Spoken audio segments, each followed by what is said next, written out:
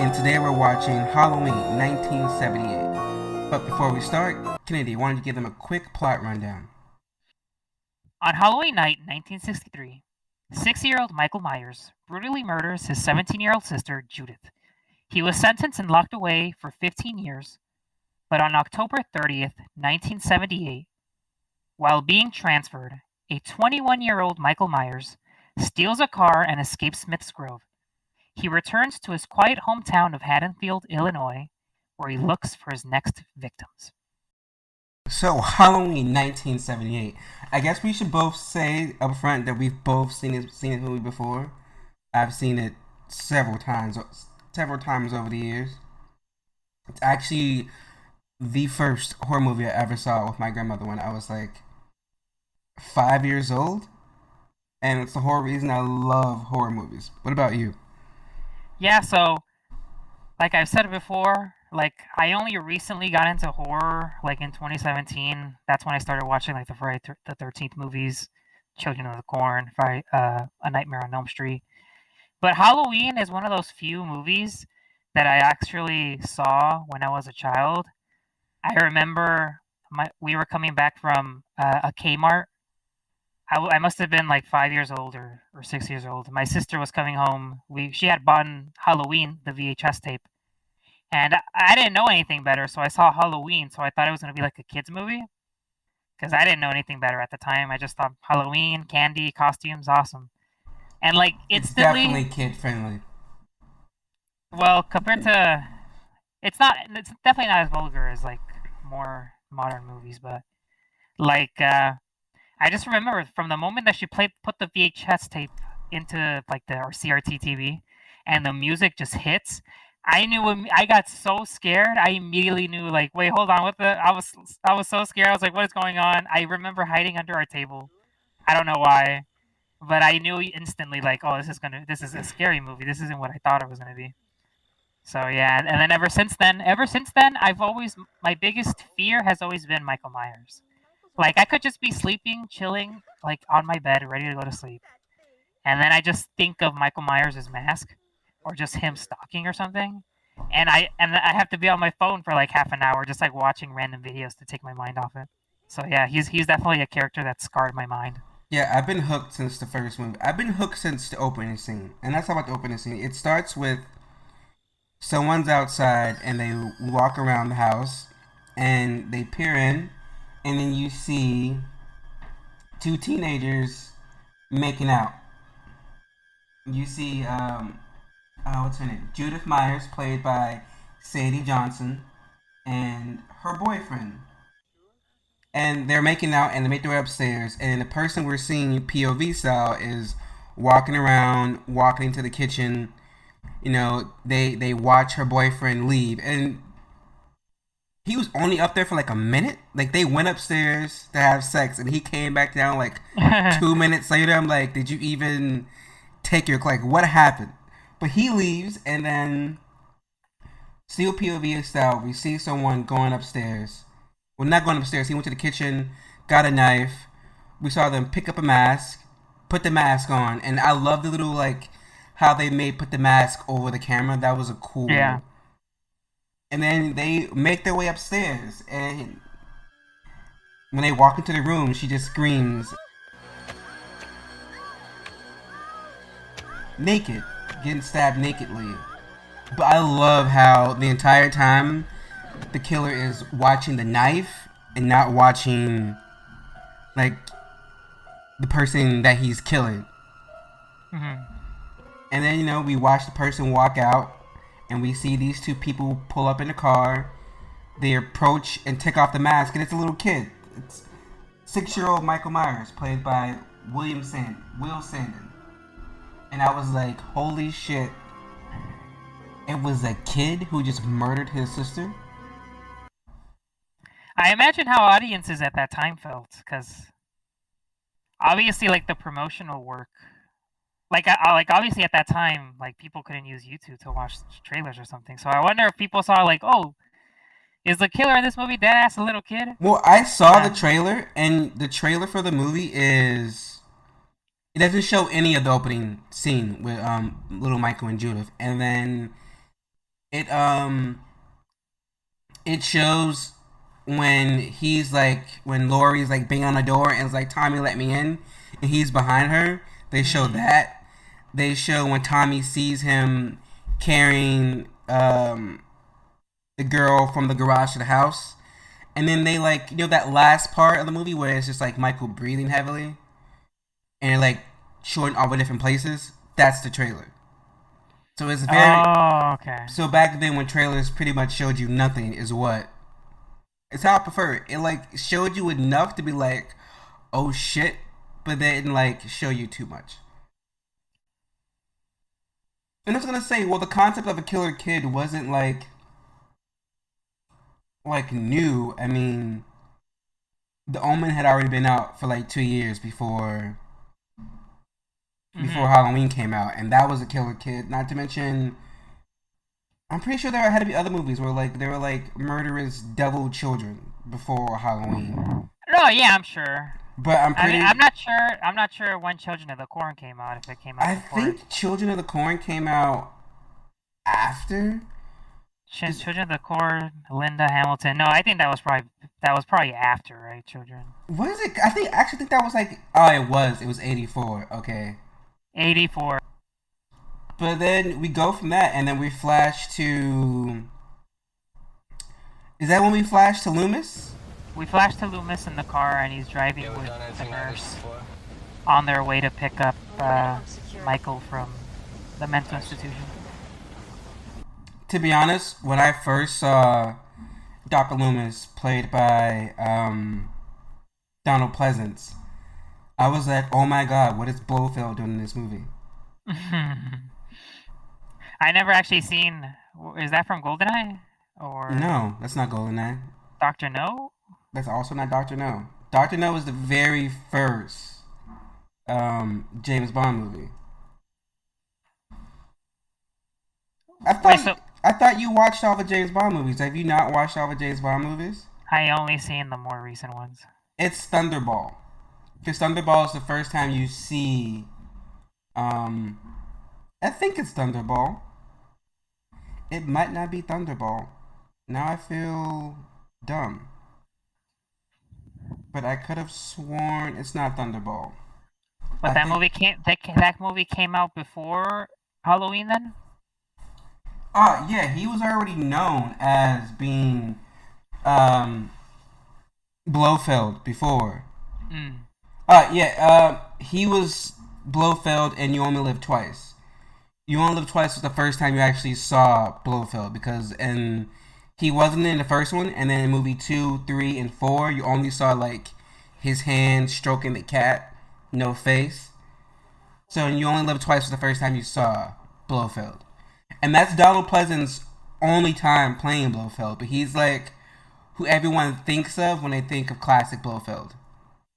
You Only Live Twice was the first time you saw Donald Pleasance as Blofeld. That was the 5th James Bond movie.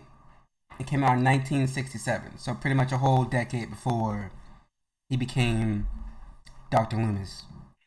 And a whole decade. I was like, Jesus Christ, that's Blofeld.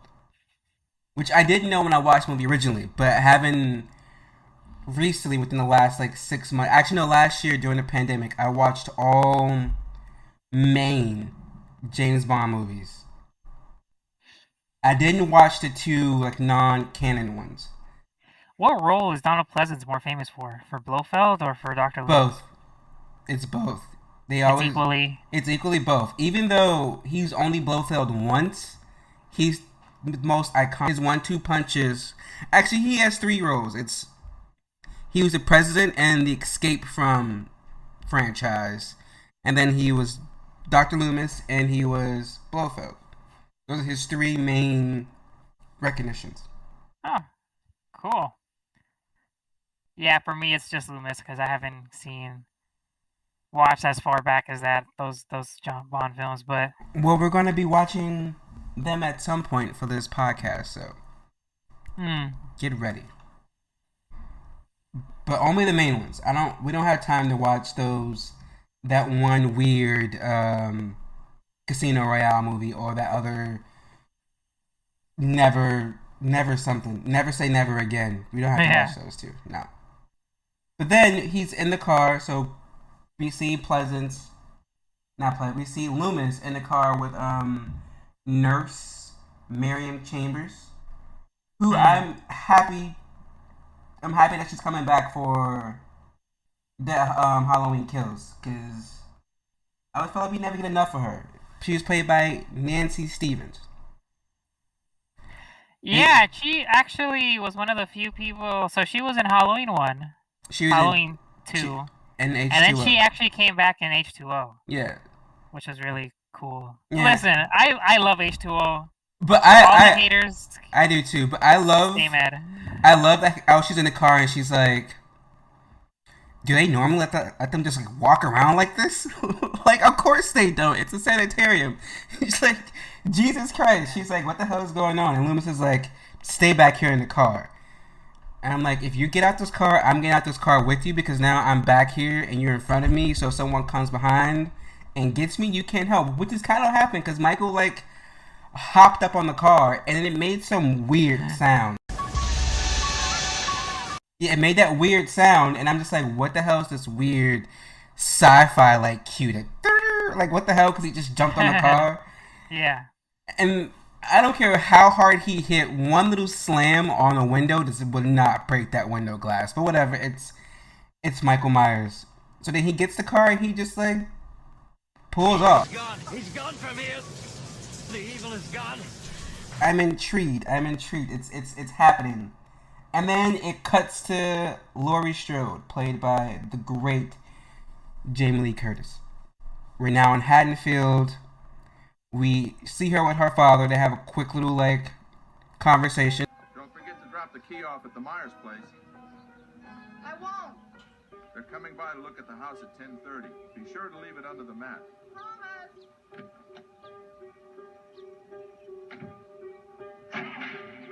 And then we never see her father again. Like, ever in this entire series, we never see her father. The Strodes, right? We never see her mother at all, depending on which version of this movie you watch. If you watch the original theatrical version, you never see her mother. If you watch the made-for-TV version, they add some, like, weird flashback clips in there, which helps you when you're watching Halloween 2. But I won't give everything away now. So, when you first... Which, by the way, I still have yet to see, like, the TV version. It just gives you... It just has a couple more clips to help set up the twist in part 2. Oh. That's it. So were those... Those were added while they were filming part 2. Part 2? Oh. Yeah, because they had just, like, given people the rights to have it air on TV. But since they had to cut out most of the nudity and most of like the some of the blood and violence, they had to like add more stuff to like give it the actual runtime. Yeah. Okay. Yeah, I heard that they had to add scenes for the runtime, but I didn't know it was because they cut out other stuff. Mm-hmm. So when you first meet Laurie, what were your thoughts? Did you think like, okay, this is who we're going to be following? Yeah, I mean, in hindsight, you think of her as like the badass final girl survivor. She's shy. All the tropes, you know, she's shy. Does it like wants to go to the prom. The tropes that started with this movie. Did it actually like? Yeah, most of the tropes that happened start with the movie. Because before this, it was just. Everything was gothic horror movies, like Dracula, Frankenstein. Oh, okay. And then you had, like, Texas Chainsaw Massacre, but all those kids sucked in the original Texas Chainsaw Massacre. They were all pot smoking, super sexual. The one person that I thought you were supposed to feel sorry for, which was the guy in the wheelchair, he was a dick. And he was annoying. No sympathy for that guy. So everyone in there was like no like archetype. Everyone was like ass. Oh, and the Texas Chainsaw. Yeah, I feel like Yeah, and then with Psycho, there was no one to like latch onto besides Norman Bates in Psycho. So yeah, this was the first time where all these came together or came from essentially. But yeah, definitely Laura's character is I feel, in my opinion, a lot more relatable than the other students that just want to have sex and stuff and And see, drink now beer, do I drugs. find them more relatable because I was that guy in high school. Well, yeah, because that's you. Yeah, But and there I are knew us people, introverts. and I knew people who were like that in high school. But then to that same thing, I knew people like Laurie Strode because that was you in high school. Yeah, well, But it was me. when I first saw Laurie, I thought she's gonna die right here because up until that point, I thought it was all gonna be told from Michael's point of view. We're gonna be watching him kill and stalk people. I thought it was gonna be like we followed Michael killing people, and then we followed Loomis hunting him down. That's what I thought we were gonna be getting. And then Yeah. I was like, oh no, it's it's actually there's a final girl involved. This is a 3-part story, not a 2-part story. Okay, now then it finally set in, and then nothing really happened. I was kind of they showed some stuff with you meet the people she's babysitting. Now you meet little Tommy Doyle, played by Brian Andrews. You meet Sheriff Brackett, played by Charles Cypher. You meet Annie Brackett, played by Nancy Loomis. You meet Linda Van Der Cloak, played by PJ Souls, who I'm a big fan of. I think I've seen most of PJ Souls' movies. She's been in a bunch. She's Linda. Yeah, she's Linda. I think you might have come across some PJ Souls movies and just did not know it was her. I know I've seen some PJ Souls movies because I watch a lot of 80s movies, so I've seen her in Rock and Roll High School. I've seen Breakaway. I've seen The Devil's Rejects. I've seen Tooth Fairy. I've seen Halloween 2018. She was in that movie. I mean, she was the teacher in the classroom. Oh, really? Mm-hmm. Dude, I did not know that. Quick little cameo. But yeah, I mean, because she doesn't really look the same, so they definitely got away with having her in a cameo.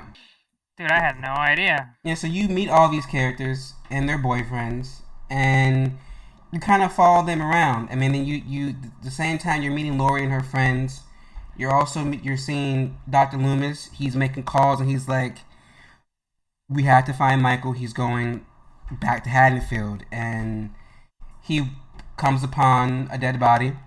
Michael took his clothes, his famous mechanic suit. We found out that Michael broke into an all-in-one store. Hi, Dad. What happened? What? What happened? Oh, somebody broke into the hardware store. Probably kids. You blame everything on kids. Well, now all they took was some Halloween mask, rope, and a couple of knives. Michael got a mask from the hardware store, and then it's just more watching Lori and her friends, and watching Michael, Lori, and her friends. And I love how when Dr. Loomis finally gets into town, he's talking to Brackett, and Brackett's like, I don't think your guy is here. And Dr. Loomis is like, he's here somewhere. And then off behind, you see the car that Michael's driving, like, stop at the stop sign and then go. And Dr. Loomis never fucking notices.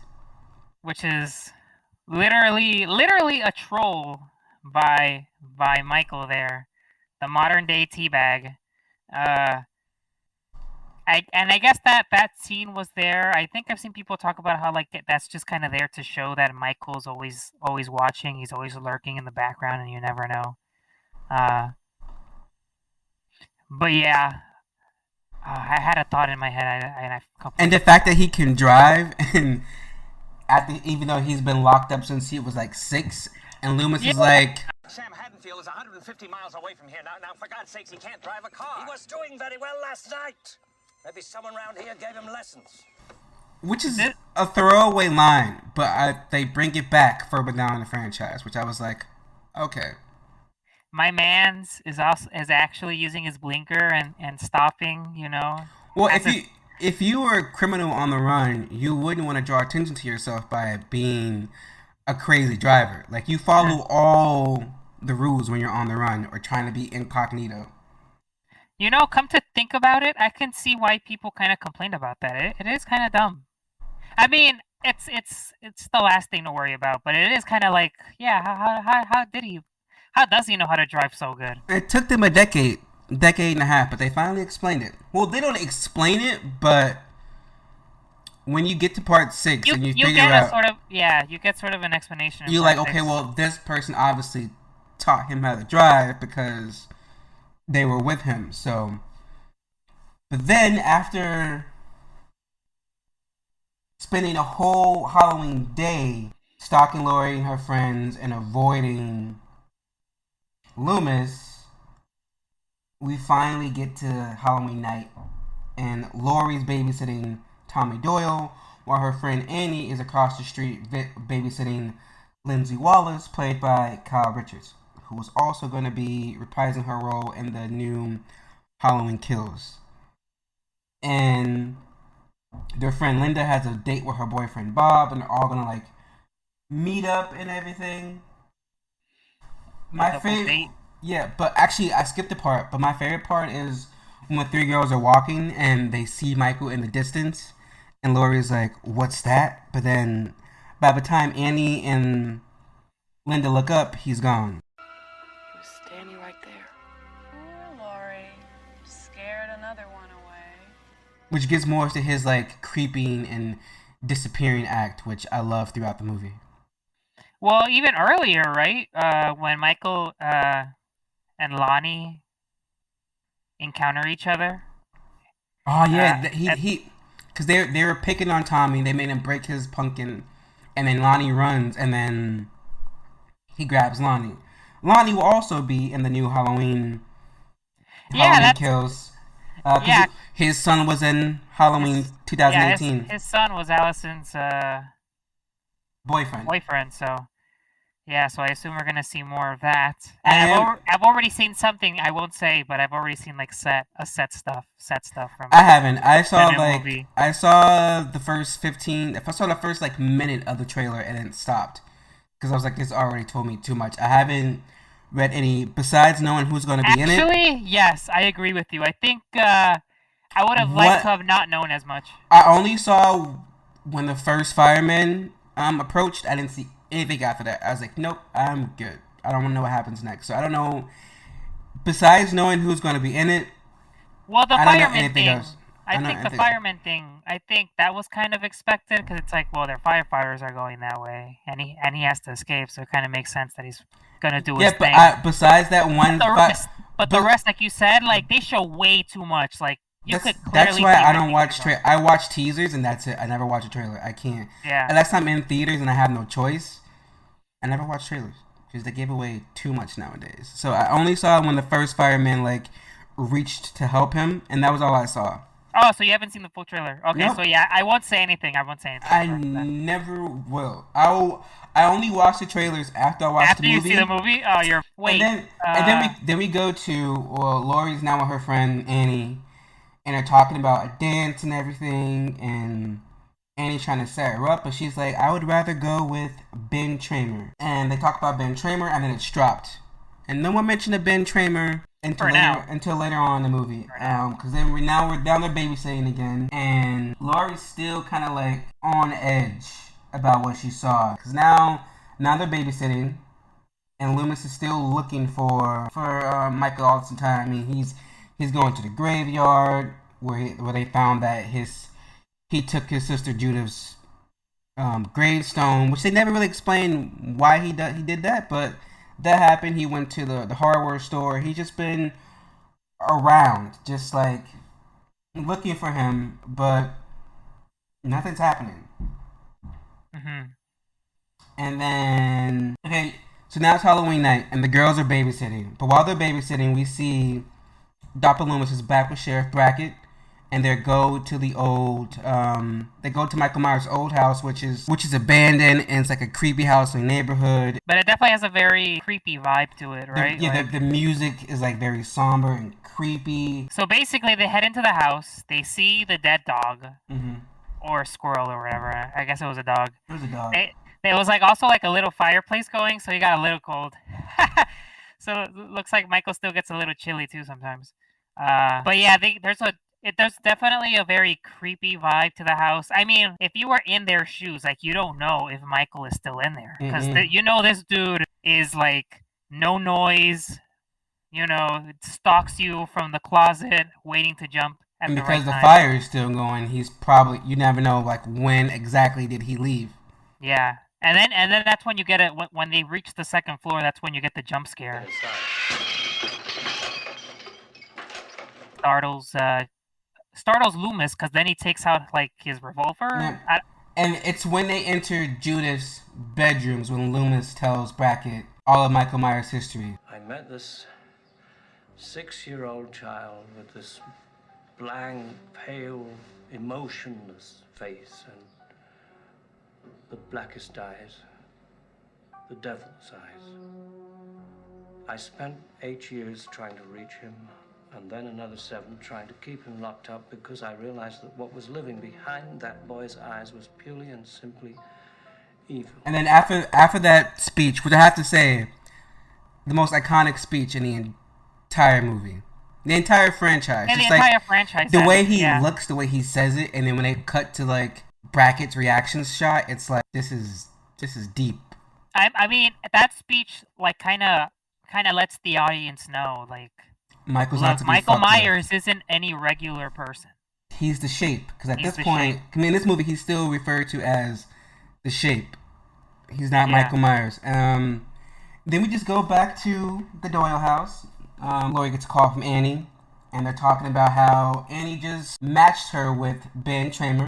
She did a little matchmaking. Laurie is nervous but excited, but she hangs up. And while during all this, during the whole conversation, Tommy looks outside and he sees the Shape. I forgot, was he watching the Doyle house or was he watching the Wallace house? I forgot, but he saw Michael watching somebody's house, and he goes to tell Laurie.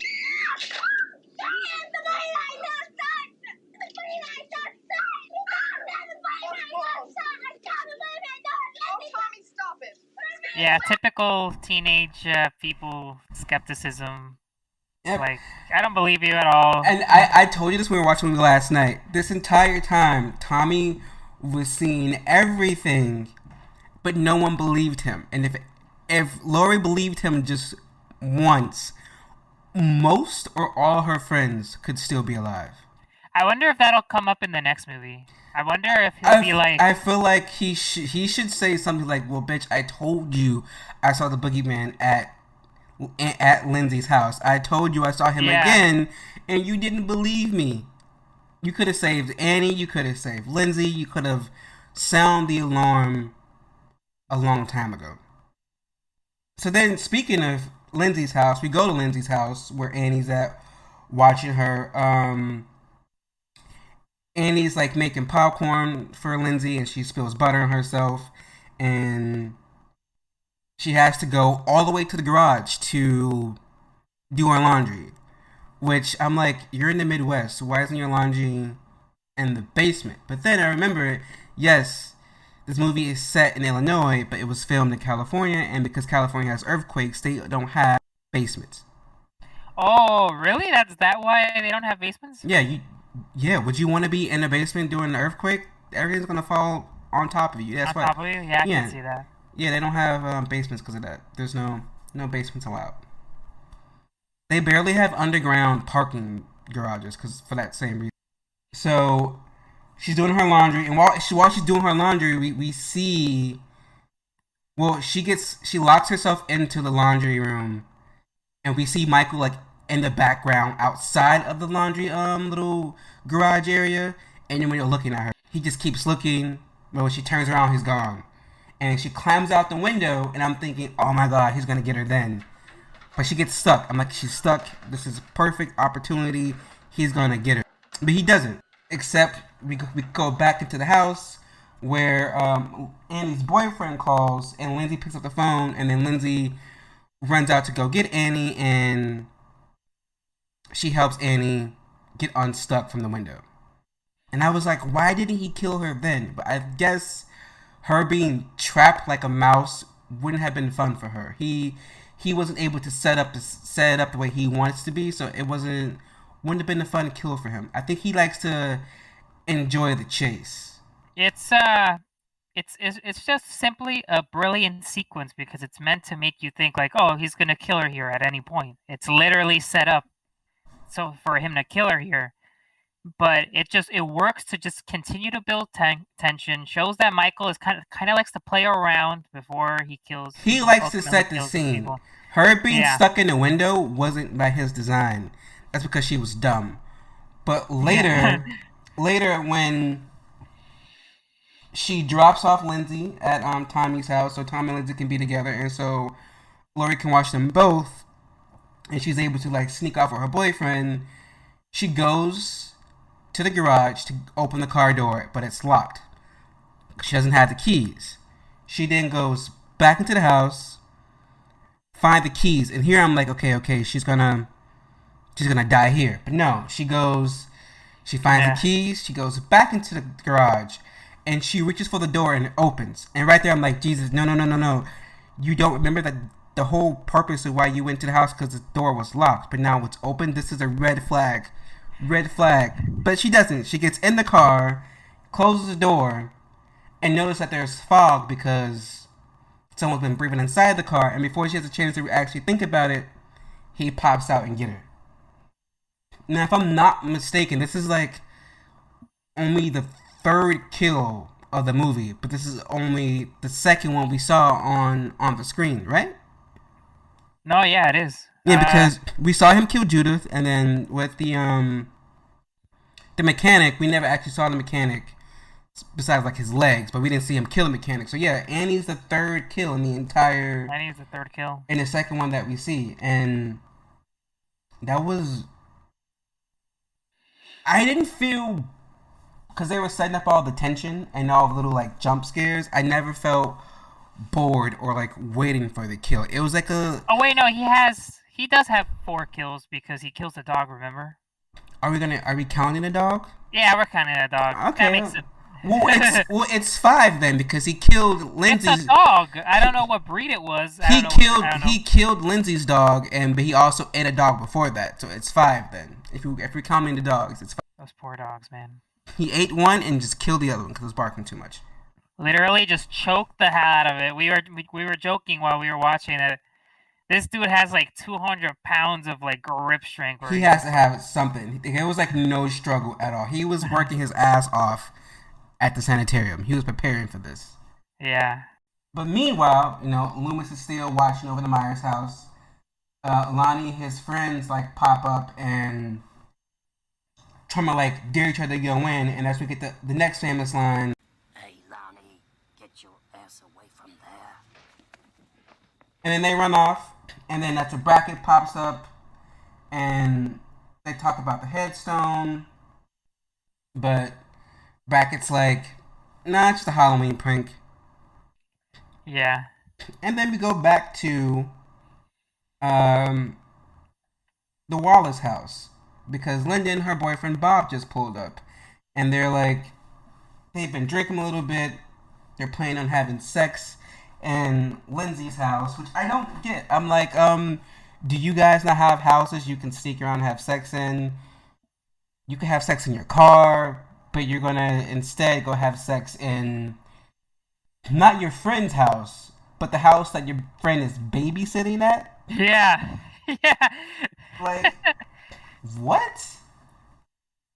Yeah, when you brought that up, I was like, So Linda and Bob go in, and they're just like, where's Lindsay? Where's Annie? They sit around a little bit. They like lay on the couch, get comfy, still not really knowing what the hell's going on. Linda calls Lori to see if they know where Annie is. Lori's still under the impression that Annie went off to a date with her boyfriend, and not knowing that Annie was just murdered, and that Lindsay is with her. Linda tells Bob, like, Annie and Lindsay are gone, we have the house to ourselves. So they rush up to the master bedroom. They went to go have sex in Lindsay's parents' bedroom.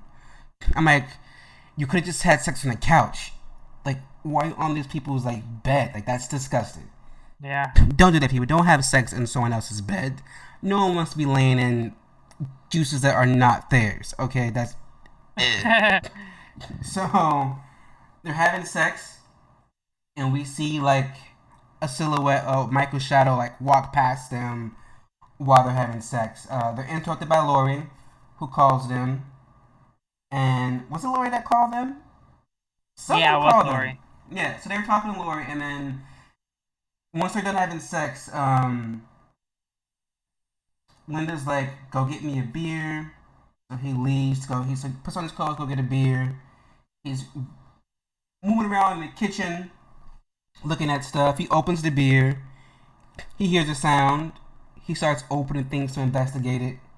Thinks it's his friends pranking him. He opens that one, like, closet door, and Michael just, like, pops out, chokes him, takes his kitchen knife, and just, like, impales him to the wall. And I have to say, kitchen knives aren't that strong, where if you stab someone through a wall, it keeps them elevated. Unless you're Michael Myers. Unless you're Michael Myers, that you, like, it penetrates so deep with such strength that you just stay hanging there like it's that like grip, some bro. artwork on the It's wall. that grip. And I have to say, I always loved his little head tilt. Like, he's admiring his work. That he has to look at it from, like, another angle. Or that he's just like thinking about it. He's just like, Could have been better. It's the first time we see any, like, humanness to Michael. In that quick little, like, tilt. A little head tilt by the legendary Nick Castle. Yep. And then we cut back to Linda, still in her parents' bedroom, in their bed naked, and we see someone appear with a sheet over them that has the holes cut out with Bob's glasses over them. So we know it's Michael because we just saw him kill Bob, and she thinks it's Bob. She's talking to him. See anything you like?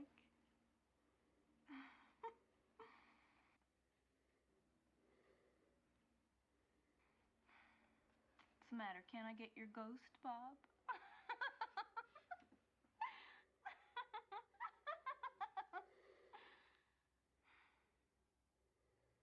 All right, come on, where's my beer? So, annoyed, she picks up the phone and calls Lori. But when Lori is slow to pick up, Michael goes over and starts to strangle Linda with the telephone cord. And Lori's hearing this, but she's thinking that they're pranking her by making sex sounds, or they called her so she can listen to them have sex, which is dumb. I don't know why anyone would ever do that. And so then we cut. So Lori's like, so she puts Tommy and Lindsay to bed, and now she's just like, she starts to think over about everything that Tommy said, and then the weird phone call she had with Lori or Annie a few minutes ago. So then she decides, I'm gonna just walk over to the Wallace's house. She sees no lights on, and she decides, maybe I'll still go in because maybe Annie is inside. But I'm like, if the lights are off, that means everyone in the house is either gone or asleep. That does not mean you walk your ass into someone's house. Well, she walks upstairs, going to the bedroom, and then she finds Annie's body sprawled across the bed with Judith Myers' headstone above it.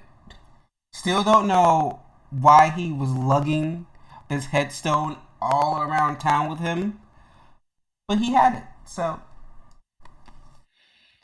Well, that's why you had the car for. The headstone around. Yeah. Which, by the way, the scene of Annie, and the tombstone and the bed.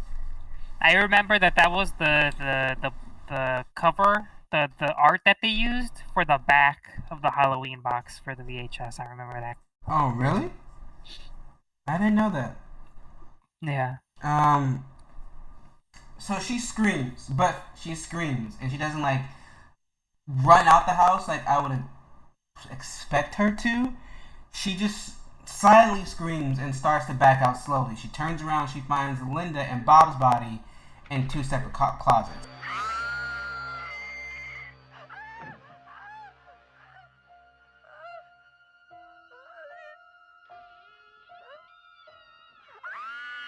Well, now, she runs to the hall, and Michael just like appears and slashes her on the arm, and that's which, when, by the way, he appears from the shadows. Yep. So you that cool scenes when she's just backing up, and the first thing you see is his like white mask against like the dark black backlight, and that's like a perfect shot. So yeah, now they're like fighting each other.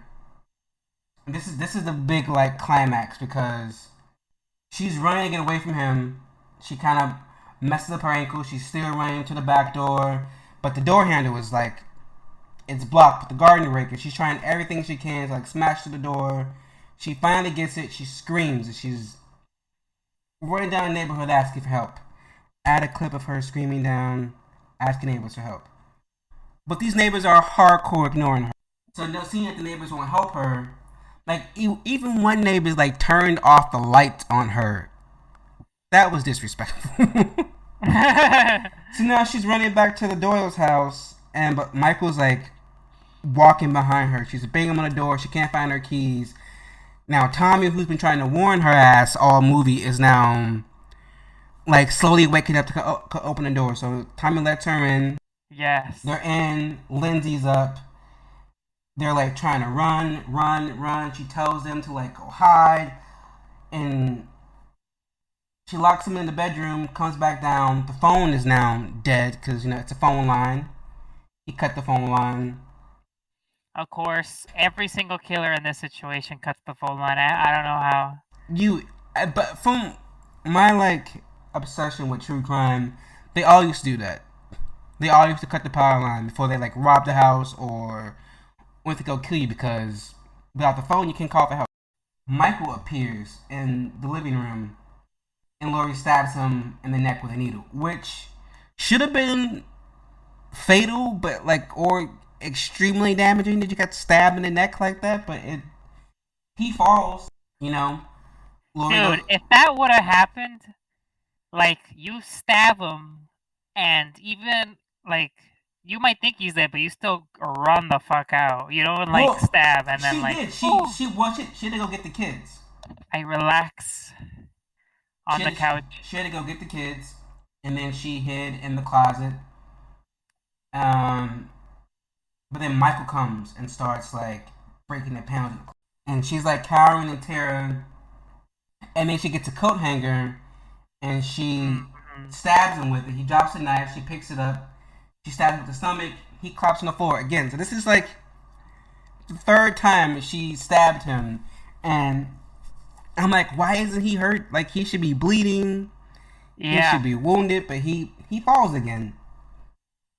So Laurie goes get the kids and tells them to go run, to go get help at a nearby house. And they leave. They run. But as they leave the house, running and screaming, Loomis sees them, and he runs. He goes to the direction that they just ran from. He goes towards the Doyle house. But then, in the Doyle house, Laurie's just there. She's still in the house for some reason, making a sigh of release. I'm like, no, lady, this man tried to kill you. Yeah, that's what I'm talking about, yeah. You leave the house with the kids. You don't stay there. Your ass should have been gone. But she doesn't, and she stays there. Michael gets up slowly. She doesn't hear him, even though he's really close by her. And he begins to strangle her. And that's when Laurie rips off Michael's mask, and we get a slight glimpse of him as he's like frantic to put the mask back on because he doesn't want to be without the mask. He never kills without his mask on. Yeah, it's true. Until Halloween 2018. Well, actually, I guess he didn't have a mask on when he killed the mechanic, but we didn't see him. So he's put the mask back on and he goes to get her again, but then at that point, Loomis walks in and shoots Michael 6 times. And each time he shoots him, Michael's like backing up, and then he falls over the house. He falls off the second story balcony, which again should have been fatal. So then Loomis goes up and Papa Laurie, and then What's the boogeyman? As a matter of fact, it was. Loomis goes over to the balcony, looks down, and Michael's gone. Yeah. But the reaction shot is like Loomis knew that was gonna happen, and it just ends with them like showing all the places that Michael had been with him, Breathing with his over. deep breath. Now, I do say about that last shot with Loomis, they shot that scene twice. The reaction shot. Oh, really? Why is that? Carpenter told Pleasant, I want you to do it first with a complete look of surprise on your face. Like, what the fuck, where is he? And then they made him do it again with the I knew this was going to happen look on his face, which is the one that they used. Because he wasn't sure how he wanted it to go. But he went with the I knew this was going to happen reaction, which I think works better. For quick little stats, this movie was made on a budget of $300,000 to $325,000, but made $70 million back in box office. Wait, so it cost in the thousands and it got 70 million back? Mm-hmm. Oh, snap. Yeah. Talk about a return on investment right there. Yeah. Woo! A big one. Huge. Big one. So, and that's surprising because the movie came out in 1978, but the sequel wouldn't come out until 1981. So it was like a little 2 or 3 year difference. But before we get to that, you have any final thoughts? Yeah, I mean, easily, this is one of my... Okay, so I have my 3 favorite characters of all time, right? One is Luke Skywalker. The second Of course. is Captain America, Steve Rogers, from the MCU. And the third one is Michael Myers. I absolutely love this franchise. I love this first movie. And yeah, this is my favorite one, for sure. So, lots of. This movie helps me enjoy kind of the Halloween season more too. So, yeah. I definitely watch all the Halloween movies, all of them, even the ones I hate. I watch them during Halloween season. Yeah, like I said, this movie has helped me enjoy Halloween season a lot more. It makes me look forward to it, and as you may have seen, I've shown you some of my Halloween collection, like a few NECA figures and stuff. So you should post some of those on our Instagram page. All right, yeah, I don't mind sending you some photos. Well, for me, I don't know if this is my favorite one of the franchise, but it's definitely up there. Like, I love this movie. It's the first horror movie I ever saw. It has very sentimental, nostalgic feel for me. This is the one movie. What's the one horror movie besides Candyman that still to this day freaks me out? Because after we watched this, I was paranoid for the rest of the night. Like, every sound, every creak, everything, I was jumpy. It still has an effect on me because it's still just like a guy. Cause in the first one, he's just a random psychopath stalking random people, and it's like that could be anybody.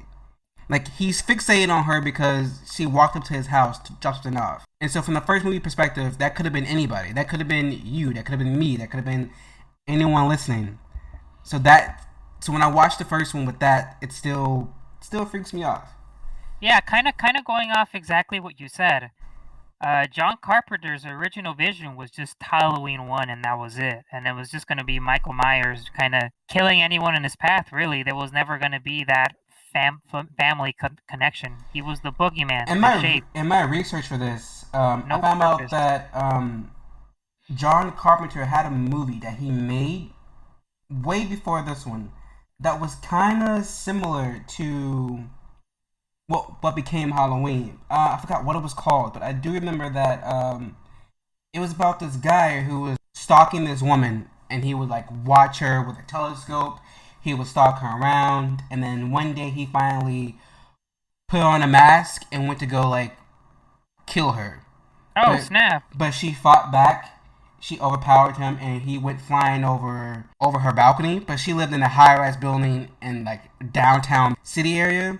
Yeah. So he fell like a good couple feet, like at least from like that dude definitely 32nd floor or something. But it was, when you watch it, it's like, oh, I can definitely see where like he like took from his own like short film and like expanded it into Halloween. So I gotta check that out. I'm gonna research that after this. And the original title for this movie was gonna be The Babysitter Murders. The Babysitter Murders, yeah. But I'm glad they changed that, because up until this point there was no movie that had ever used the name Halloween in its title. Wait, what was that?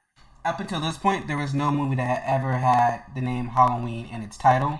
So this yeah. That's why I was like, when my sister bought it, I was like, oh, it's gonna be a kids movie, trick or treat, candy, all this sort of thing. And I was in for a rude awakening. This was definitely an iconic movie. It still is, always will be. Kicked off the career of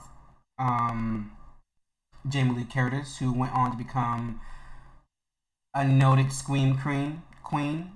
Because after this, she went to go do The Fog. She did Prom Night. She did Terror Train. But that was all in like 1980. Like after she did 3 horror movies in 1980. She did Road Games in 1981 before she circled back around to Halloween 2. So she did a bunch of horror movies in between Halloween and Halloween 2. We should also note that she is the daughter of Janet Leigh, who is the first big iconic kill in the Psycho movie. Now when you pull back the shower curtains and that was her mother. Her mother, who we actually see in the Halloween franchise. Incredible. And Funny how things work. And H2O. She pops up in H2O. I'll point it out when we get there. But final thoughts is this. We have a little system like to do, which is cash or pass. Cash is when we recommend a movie and we're like, yes, go rent this movie on YouTube, Amazon, go hunt down the DVD. If you're a hipster and you want to watch VHS, go buy the VHS. Or a pass. We're just like, pass. Don't waste your money to watch this movie. Don't watch it for free. Don't even watch a clip. Just completely avoid this movie at all costs. Don't even read a synopsis. Completely pass it. So, Kennedy, do you cash or pass? Easy cash. Easy cash for me. Even as someone who was a huge scaredy cat for horror movies early on, I really appreciate this movie. So, for me, it's always going to be cash. This is a great movie. If you love horror movies, you have to see Halloween. Like, even if you're a casual horror movie fan, you have to see Halloween, because everything that we kind of complained about running up the stairs, tripping, and I'll be right back, or if you have sex, you die, all pretty much starts with Halloween. Like, everything we still see in modern horror movies comes from this 40-year-old gem of a movie. So, yeah. Cash. And like I said, for me, like 20 years later, like to this day, I just think of Michael Myers in my head, and I have to like get on my phone and watch some random video to kind of take my head off of it. What's worse is that we live in Illinois, where this movie is set. Oh yeah, you're right. So that always made me a little more like, oh, he's like he's around here. He's in a neighboring burb. He could actually come and get me. But I do say the big plus for this movie is there's not really gore or blood, and everything is good. Like the camera work, we didn't talk about it, but the camera work with how they use like the light and shadows and how the music all builds. Like, all of that is Michael Myers. Not just like him on screen, but the music, the lighting, the camera work, all of that builds attention. All that makes Michael scary. And it just has a fantastic fall atmosphere. Yes, with the leaves and everything. The overall environment and looks, yeah. I do say that they originally showed this movie with no score, with no music. What do you mean? There was like no, like he in test audience, he showed the movie with no score. Oh, and snap. They didn't find it scary at all. So then he went back and he recorded. You know, for most of his movies, John Carpenter like does the score himself or with someone. Mm-hmm. So when he went back and he composed the score, and he went back to add it and re-showed it again, now with the music, everyone was freaked the fuck out. So the music and all that really helps set the tone of the film. And you said you have the Michael Myers like theme on your phone. Yeah, I do. I love that version. But when we get to part 4, I'll have my complaints then. Because I don't know what they did to the theme. They added like guitars and shit. Can you hear it? Yes, I'm gonna have to download. I'm gonna have to buy that. That'd make a great theme tune. It might freak me out if I'm getting late phone calls, but. Oh, dude, no! You're totally right.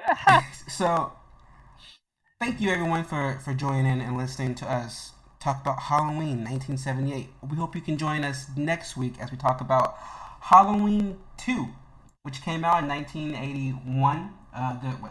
2-3 years after the first one. Hope you guys enjoyed this episode. Take care, guys. Thanks. The Haddonfield Horrors Podcast is a Letters to Media production. Should we do an intro?